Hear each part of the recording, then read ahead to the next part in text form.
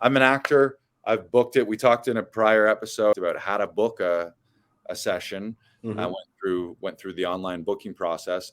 But when someone arrives at the studio, walk them through how you personally run a session. I know some of our session directors run them differently, but I think you and I are very close to how we run our sessions with actors. So tell us about, I'm an actor. What am I going to expect when I roll into the studio or when I connect with you via Zoom?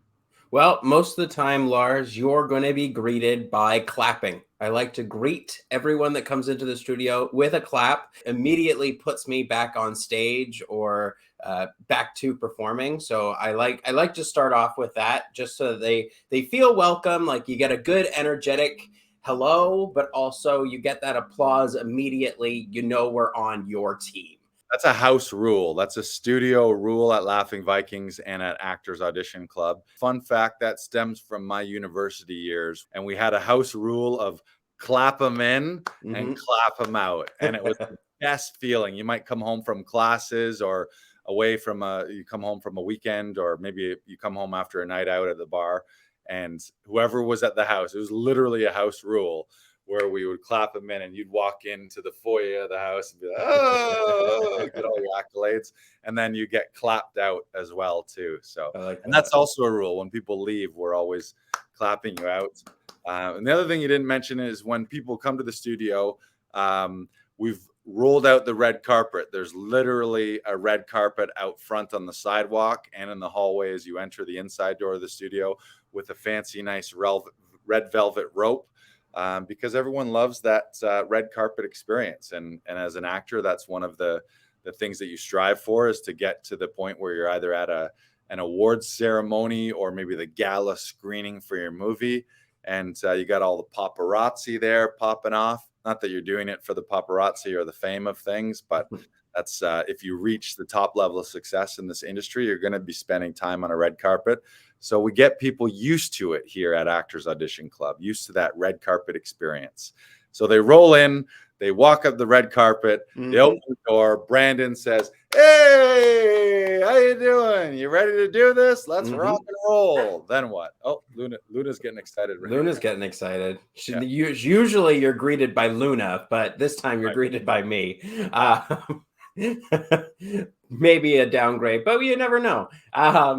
So then I will take you into the back room where we have the scrim, where we have the lights, where we have the camera. And then we first start with a rehearsal. So we just start with a rehearsal of either all the scenes that you're doing that day or of just one scene. And then we'll move on from scene to scene. What we usually do in sessions is we'll start with the first scene, work that until we're happy with it, and then move on to the next scene. So most of the time for the take, for the editing purposes of it, it's usually the last take that we film that we'll end up sending to the casting director or to your agent. Then what we'll do is we'll probably be asking you a couple questions. Probably the main question would be, so what's your relationship with the person you're talking to right now? That would probably be the very first question I ask you. And depending on your answer, the next question will probably be, what are you fighting for? What do you want in this scene? What does your character need that they don't have right now? Then you'll probably be asked a third question of, what just happened to lead you into this moment? And now I find these three questions come from the first three guideposts in the audition book by Michael Shurtleff. The first guidepost is relationship. And with that, what we are taught with Tom Todoroff is what is the strongest relationship in the scene, and make sure that it is an emotional relationship. So what is your emotional connection to the person in the scene? The second guidepost is conflict. What am I fighting for? How am I meddling? Now, there's different ways of doing that. So there's different methods that you can go about fighting for what you want, or there is different ways or different tactics of getting a thing that you want, and that is meddling. Then the third guidepost is the moment before. Every scene starts in the middle. We don't just begin at the first line. There's something that's happened that has led you to this moment. Doesn't matter if your character is first walking into an apartment or into a situation. There's something that has led them to this moment. Either you were at the grocery store and the cashier was very unhappy with you, or very what's the word I'm looking for, Lars? Very difficult to work with. And so you want to have something that leads you into the scene, so you're starting hot. So you're starting at a place where you can either build from there, from this moment just before of like, oh, I'm really upset with this cashier at the grocery store, and now, oh, I'm being greeted by my best friend Lars, who has a problem, or something like that.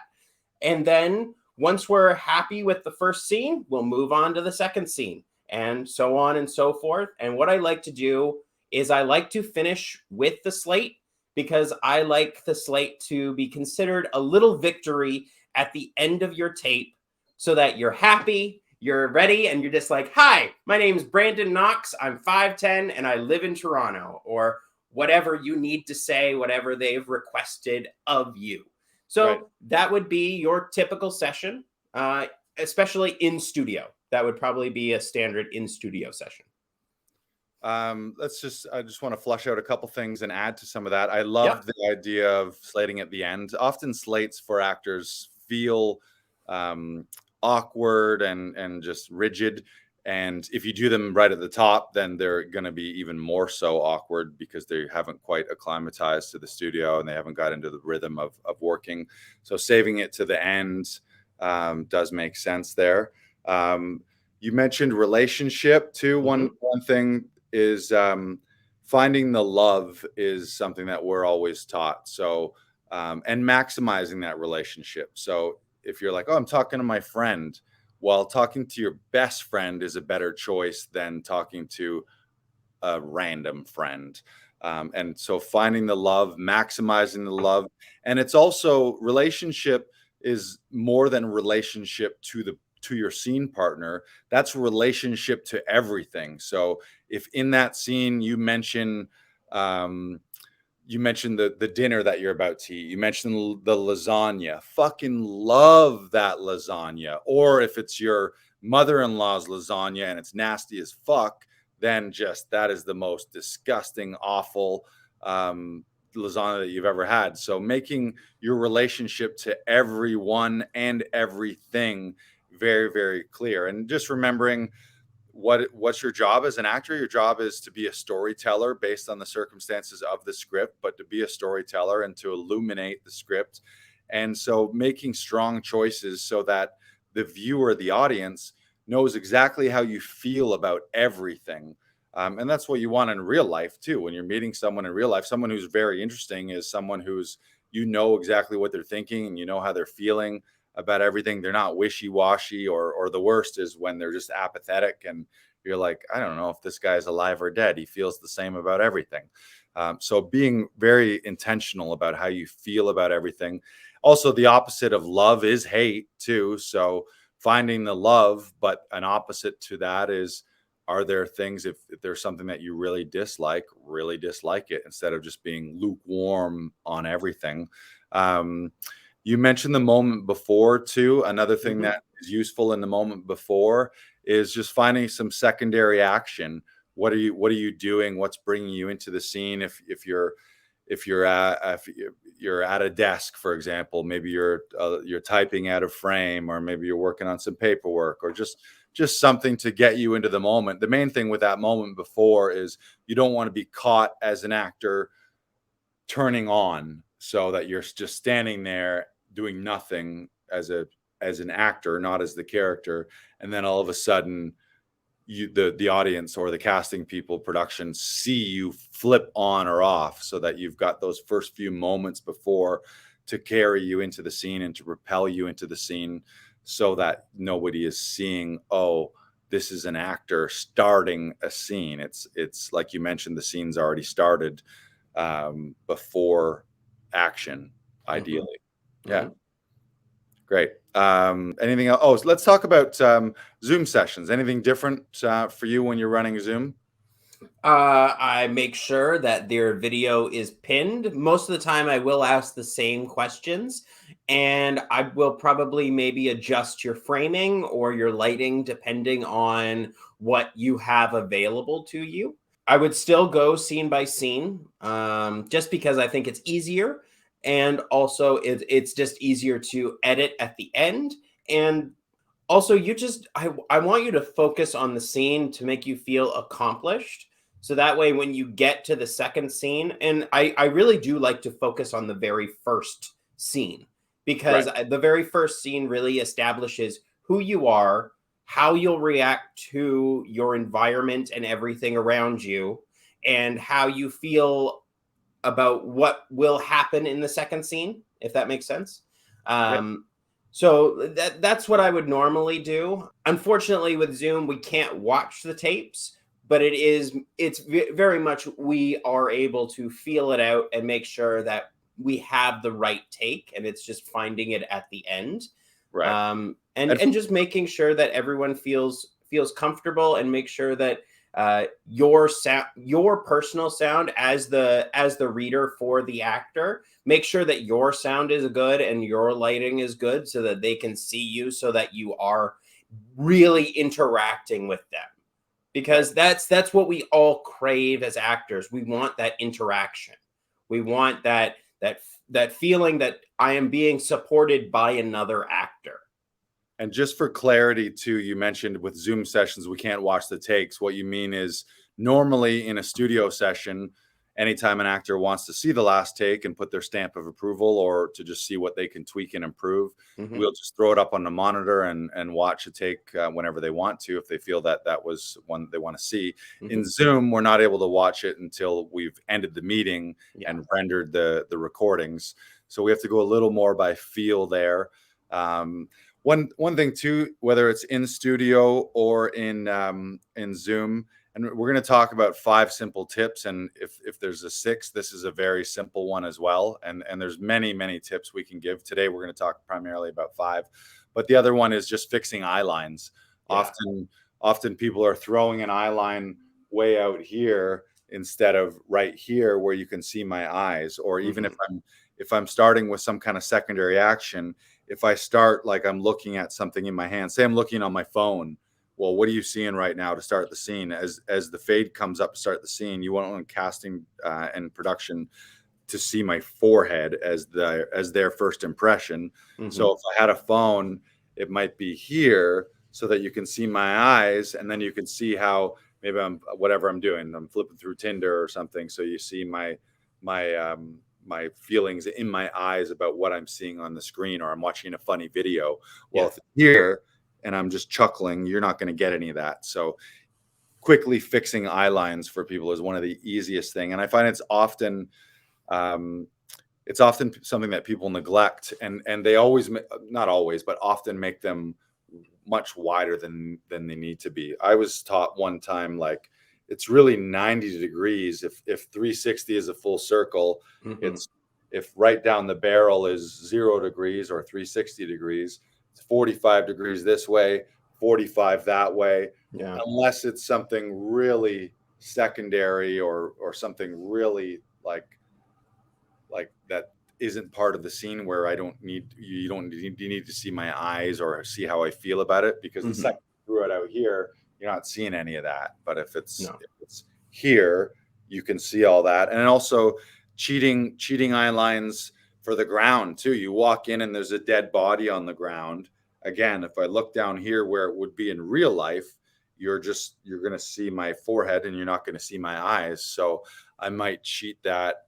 How's that right there? Does that look like I'm looking That like, looks good. and then you can see my eyes like, holy shit. But Yep. if I walk in and it's here, you're not going to see any of that. So No.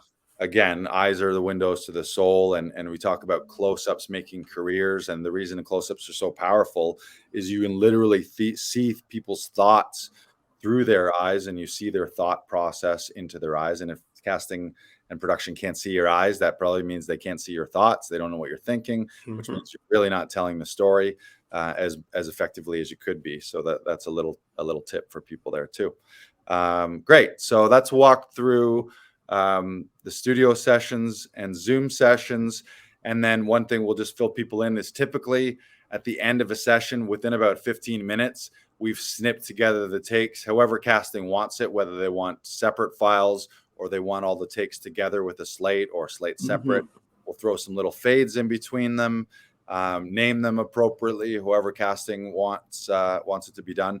Really important, I would just say too, when actors book, either attach it when they book or email forward to us or bring us a printed copy of exactly what casting wants. Often those instructions vary differently. Like it can be quite a difference between how people want them, and it's just casting's personal preferences. But do they want them all separate? Do they want it all one file? Do they want the slate, front slate, tail slate? What do they want in the slate? Sometimes as simple as name, height, city, but nowadays it's name, height, city. If it's commercial, they might want to see your hands. Now they want to know your vax status. During the height of COVID, they wanted to know what city you're based in and where they expected you to be, since travel was restricted. So really nailing that's something that you want to make sure you do, is follow instructions to a T, so that there's no reason casting would start to be like, oh, is this guy going to be a problem on set? He can't even figure out these simple instructions. And if you, as an actor, if you bring that to us and let us know about that, we can make sure as we're submitting them that those are all done perfectly, so that instantly the first impression is, this guy's a pro. He follows directions. The file's named appropriately. It's all the takes are set up the way you want it to be. And they're like, man, this is going to be, if we cast this guy, it's going to be smooth sailing because he understands how to follow directions. And then within about 15 minutes, we transfer those off to you, your agent, and or casting, wherever it needs to go. So that the whole point of working with us on your auditions is, so the only thing you need to work on as an actor is your actual performance and your storytelling ability. And we handle all the tech, we handle all the camera work, we handle all the editing, we handle all the file transfer. So literally, as I know Chris Sandiford, this is his favorite thing, he's a regular at the studio, is he just walks in, does his thing between action and cut, and walks out and doesn't have to think twice about any of the tech stuff. And for anyone who's not that tech savvy, and I know there's a lot of people, maybe not to stereotype, but older actors maybe are a little less internet and tech savvy and editing savvy. So that's something that people don't have to ever worry about. But with us. All right, we want to move into those 5 tips. Let's do it. So there's tons of ideas. Again, we always talk like, and I'll literally say this to an actor, especially when this is their first time. I'll say, we'll go scene by scene. We'll do a rehearsal. I like to shoot rehearsals so that they can immediately see eye lines, and then I can show them at the end of a session what their first take looked like versus the final take after we've corrected things. And then I'll say, at the end of a take, any creative ideas that I have, I'll offer them up. Feel free to take them or leave them. Obviously, it's your audition, it's your performance, it's your you're in charge. But there's it's one of my favorite things about helping actors with auditions is there's I was going to say a million, maybe that's over exaggerating, but there's dozens of little things and little suggestions that we can tweak that will raise the bar and make sure that whatever level they were at when they came into the studio, by the end, the audition is much stronger. Speaking of that, Brandon just threw up the banner there. You can book your next self-tape audition session with us. You can book it through our link in bio on Instagram or Facebook, or go to laughingvikings.com/links.